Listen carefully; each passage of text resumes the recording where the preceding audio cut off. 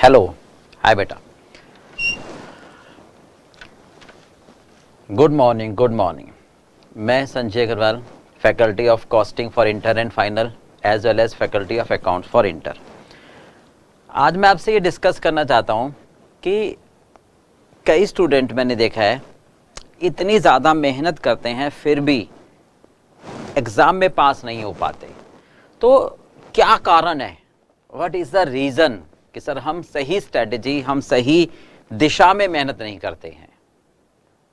अगर हम सही दिशा में मेहनत करें और सही स्ट्रेटजी से मेहनत करें तो सीए में पास होना सबसे आसान है, सबसे आसान है। आपने कभी सोचा है कि यार 12th में तो मेरे ना 95, 90 प्लस मार्क्स, मतलब कि एक लगभग हर स्टूडेंट के आते ही हैं मोर और लेस, है ना। अब ये सीए में आते ही सर सीए में तो 50% मार्क्स चाहिए और फिर भी रह जाते हैं। तो क्या कारण है ऐसा? सर जी हमें तो लगता है 12th का पेपर जो होता है ना वो बहुत आसान होता है और सीए का पेपर टफ होता है। नहीं, यहाँ सबसे बड़ी गलती है, पेपर दोनों ही आसान होते हैं। बस आपको लगता है कि सीए का पेपर टफ है, होता नहीं है। कहते ना जो होता है वो लगता नहीं, जो लगता है वो होता नहीं है। वही बात आ रही है। कैसे सर? देखो क्या होता है कि 12th के पेपर को आसान आपकी फीलिंग्स क्यों एक्सेप्ट करती है? क्योंकि आप उसकी ना टेस्ट पेपर ज़्यादा देते हो, आप उसकी प्रैक्टिस ज़्यादा करते हो, आप इतनी प्रैक्टिस कर लेते हो टेस्ट पेपर दे देकर कि वो आपको बहुत आसान लगने लगता है। आपको लगता है कि ये सारे क्वेश्चन तो वही है जो मैंने टेस्ट में करे थे। वो कहते हैं ना practice make a man and women perfect, है ना। तो वही बात है। यहाँ हम क्या करते हैं, अब ध्यान से सुनना मेरी बात को, कि हम सारा सिलेबस तो पढ़ लेते हैं कि आप कोचिंग आपने ली हर सब्जेक्ट की। देखो अब होता क्या है, लास्ट में बस कोचिंग ले ली, क्लासेस देख ली आपने, उसके बाद या तो प्रॉपर रिवीजन नहीं हुई, चलो रिवीजन भी हो गई आपकी, बट रिवीजन के बाद परफॉर्मेंस कैसे इंप्रूव होगी, आपको कैसे पता चलेगा आपको एग्जाम में कैसे प्रेजेंट करना है, अटेम्प्ट कैसे करना है एग्जाम में। क्योंकि देखो एकेडमिक और प्रोफेशनल लेवल पर फर्क तो है ना, तो वो डिस्टेंस आपको मेंटेन करना है, वो डिफरेंस क्रिएट करना है।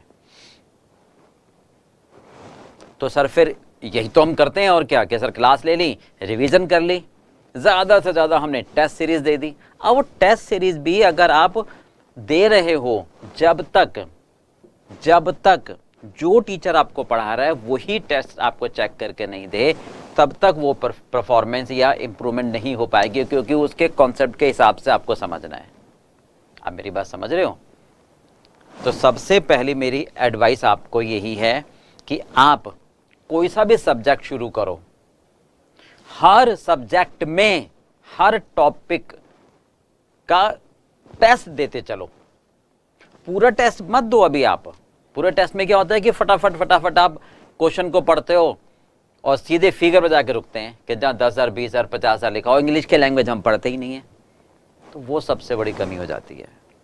तो आप टेस्ट दो, हम आपका टेस्ट लेते हैं हर टॉपिक के खत्म होने के बाद, हर टॉपिक का टेस्ट हम कंडक्ट करते हैं और उसको मैं खुद चेक करके हर स्टूडेंट को परफॉर्मेंस बताता हूं कि भाई इस क्वेश्चन में आपको ऐसे प्रेजेंट करना था, आपने ये प्रेजेंटेशन नहीं दी। तो जब तक वो बात नहीं आएगी तो देखो बेटा बहुत मुश्किल है, इट्स वेरी डिफिकल्ट। ये मतलब ये रहा आपके लिए अननेसेसरी मुश्किल हो जाएगी। आप ये कहोगे यार फिर तो ये बात हो गई कि भाई मुझे पास नहीं होना। भाई पास होना सबसे आसान है, पर मैं उस रास्ते को मुश्किल बना रहा हूं ना। नहीं, जैसे वो कहते हैं ना एक सागर जैसा सिलेबस है, नहीं कि सर सागर जैसा सिलेबस है, नदी के बराबर हम पढ़ते हैं, पानी के गिलास के बराबर हमें समझ आता है उसमें से, और फिर चुल्लू भर पानी के बराबर मार्क्स आते हैं जिसमें हम डूब जाते हैं, मर जाते हैं। नहीं, तो ये नहीं होना चाहिए। मेरी बात को समझना, what I am trying to say. अब मैं ये कहता हूं, इसी बात को मैं समझाना चाहता हूं कि सागर जैसा सिलेबस है, मानता हूं कोई दिक्कत नहीं है,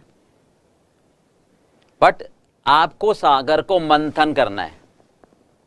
भाई सागर को मंथन करोगे तभी तो अमृत निकलेगा, है ना। अमृत चाहिए तो मंथन करना पड़ेगा। अब यहां जो आपका सिलेबस है उसका मंथन का मतलब टेस्ट देना पड़ेगा आपको। तो जब आप टेस्ट दोगे और आपको चेक करके मिलेगा और आपकी परफॉर्मेंस इंप्रूवमेंट होगी तो आपको एग्जाम बहुत लड्डू लगेगा। आप कहोगे ले आओ, एक सागर छोड़ो 10 सागर ले आओ ऐसे। फिर आप ये नहीं कहोगे कि नदी के बराबर पढ़ते हैं, फिर ये बात नहीं कहोगे कि गिलास के पानी के बराबर समझ आता है। आगे की बात कहने की जरूरत ही नहीं है। Do you understand? तो सिर्फ एकमात्र ब्रह्मास्त्र हल, रामबाण हल यही है कि आप टेस्ट दीजिए, परफॉर्मेंस चेक करवाइए, इंप्रूवमेंट हो, ताकि एग्जाम के जो क्वेश्चंस हो वो आपको लगे यार ये तो हम चुटकियों का खेल है हमारे, तो हम सुबह से लेकर शाम तक यार यही तो करते आए हैं। लो भाई लो, 3 घंटे का पेपर 2 घंटे में खत्म करो। वो तब हो पाएगा जब when you are in practice. Do you understand?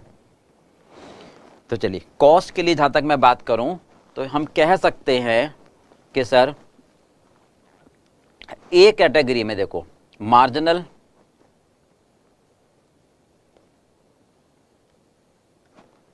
Budgetary,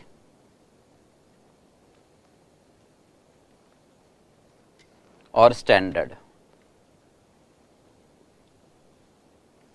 and overhead और एबीसी। मतलब ये टॉपिक तो आप तैयार करके जाओ ही जाओ फर्स्ट प्रायोरिटी पर।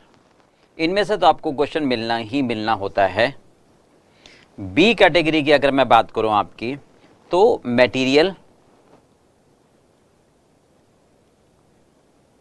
एम्प्लॉय कॉस्ट,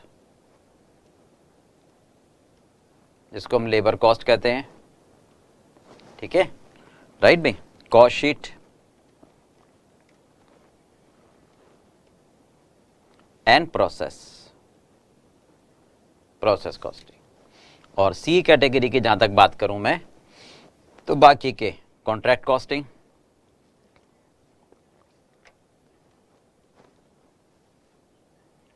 और सर्विस कॉस्टिंग, ऑपरेटिंग जिसको कह सकते हैं, ठीक है, कॉस्ट अकाउंटिंग सिस्टम, रिकंसिलेशन जिसको कहते हैं हम basically,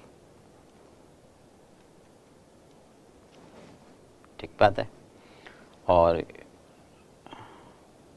job and batch, unit costing. तो इस प्रायोरिटी के हिसाब से अगर आप तैयार करोगे, वैसे तो पूरा सिलेबस करना है, do your best, forget the rest, but still first priority आप इसको दो, सेकंड प्रायोरिटी इसको दो, थर्ड प्रायोरिटी इसको दो, ठीक है बेटा।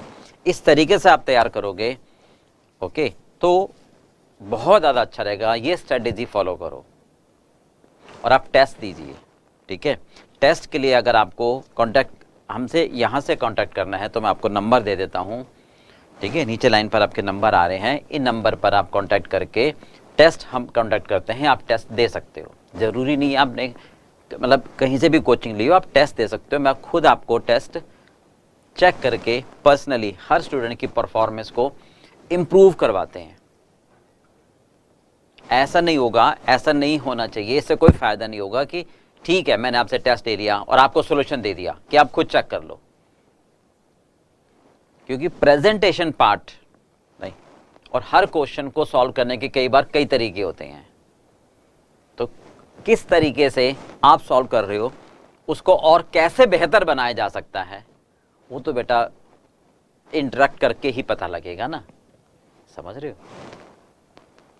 तो इसको आप फॉलो करो, I think you will get success. और ये बात कभी दिमाग में मत रखना कि सर इंस्टीट्यूट को तो कम पास करने होते हैं बच्चे। नहीं नहीं नहीं, अगर आप अच्छा करोगे, मैं कह रहा हूँ 100 बच्चे अगर एग्जाम दे रहे हैं, 1 लाख बच्चे एग्जाम दे रहे हैं और सब अच्छा करें तो सारे पास होंगे, ऐसा कुछ भी नहीं है। ये दिमाग से हमेशा हटा देना कि भाई जैसे कहते हैं ना सर भगवान हमेशा मेरे साथ ही क्यों बुरा करता है। नहीं, भगवान सबके साथ अच्छा करता है।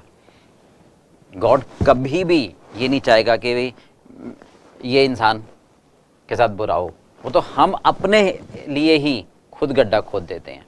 ऐसे ही हमारा इंस्टीट्यूट है, वो तो चाहता है कि आप पास हो, चार्टेड बनो, नहीं, पर क्या करें, हम अपना रास्ता खुद कई बार मुश्किल में बना देते हैं।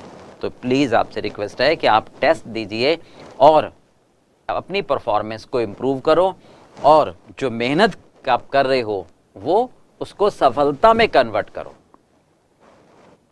बेटा जो जीता वही सिकंदर, बाकी तो समझ रहे हो ना। तो जीत पक्की है, ठीक है। सक्सेस पाना मुश्किल काम नहीं है, थोड़ा सा आपको एफर्ट्स करना है इस दिशा में। ओके, चलिए, all the best, thank you.